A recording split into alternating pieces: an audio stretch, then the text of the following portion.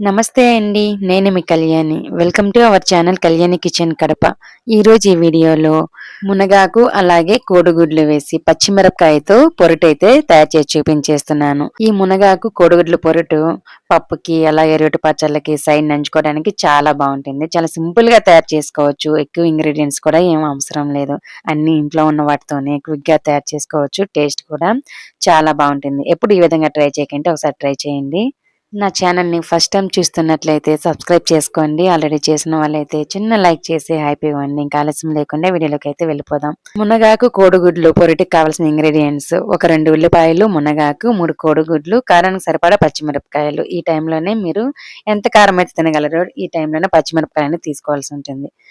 Next stove వెలిగించేసి ఒక కడాయి పెట్టుకోవాలి. అందులో మునగాకు ఎంతైతే తీసుకుంటామో దానికి సరిపడా ఆయిల్ అయితే వేసుకోవాల్సి ఉంటుంది. ఆయిల్ వేడెక్కిన తర్వాత ఒక 2 ఉల్లిపాయల్ని సన్నగా తరిగి వేసుకోవాలి.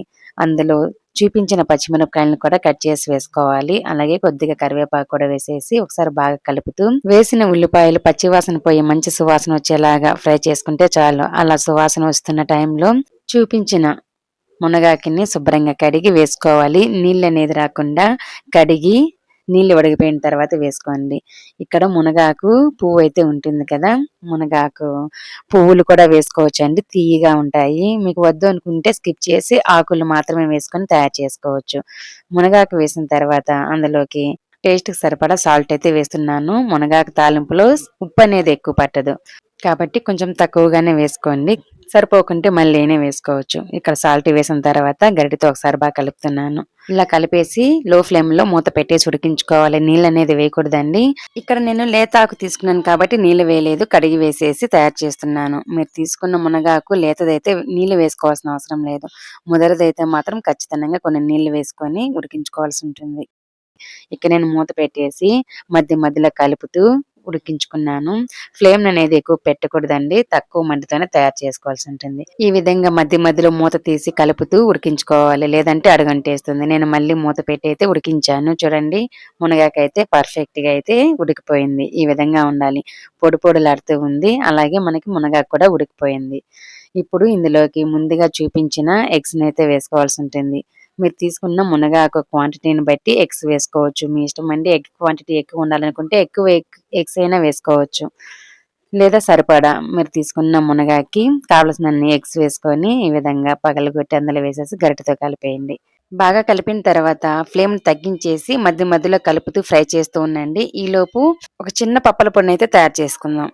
ఒక చిన్న మిక్సీ జార్ తీసుకోవాలి. అందులో వేయించి చల్లార్చిన వేరుశనగ పప్పులు వేసుకోవాలి. ఇవి 4 టేబుల్ స్పూన్స్ వరకు ఉంటాయి. పొట్టు తీసేసాను. మీరు కావాలంటే అలానే వేసుకోవచ్చు. నెక్స్ట్ అందులోకి 2 టేబుల్ స్పూన్స్ పుట్నాల పప్పు వేసుకోవాలి. ఒక 4 నుండి 5 వరకు పొట్టు తీసేసిన వెల్లుల్లి రెబ్బలు వేసుకోవాలి. ఈ పప్పుల పొడికి సరిపడా కొద్దిగా సాల్ట్ వేయాలి. ఆల్రెడీ మునగాకులో వేసాం కదా, ఈ పొడికి సరిపడా కొద్దిగా వేసేసి మూత పెట్టి మెత్తగా గ్రైండ్ చేసుకోవాలి. ఇందులో నేను ఒక 2 ఎండుమిరపకాయలు వేయించకుండా వేసి గ్రైండ్ చేశానండి. ఆ క్లిప్ మిస్ అయింది. 2 ఎండుమిరపకాయలు వేసి గ్రైండ్ చేసుకోండి. ఎండుమిరపకాయ వేయడం వల్ల టేస్ట్ బాగుంటుంది. చూడండి, మనం పప్పుల పొడి గ్రైండ్ చేసుకునే లోపు ఇక్కడ మునగాకు గుడ్డు పొరటి కూడా రెడీ అయిపోయింది. ఈ విధంగా అయితే ఫ్రై చేసుకోవాలి. తేమ అనేది అసలే ఉండకూడదు. మునగాకు కనీసం 2 రోజులకు ఒకసారైనా తెచ్చుకొని పప్పులోకైనా ఇలా పొరటికైనా తయారు చేసుకొని తినండి. హెల్త్ చాలా మంచిది. ఇక్కడ వేసిన గుడ్డు అలాగే మునగాకు బాగా ఫ్రై చేసాను. అలా ఫ్రై అయిన తర్వాత మనం గ్రైండ్ చేసి పెట్టుకున్న పప్పల పొడిని అయితే వేసుకోవాలి. మీరు తీసుకున్న మునగాకు గుడ్డు పొరటిని బట్టి పప్పల పొడి అనేది వేసుకోండి. ఇక నేను 2-3 టేబుల్ స్పూన్స్ వరకు వేసి బాగా మిక్స్ చేశాను.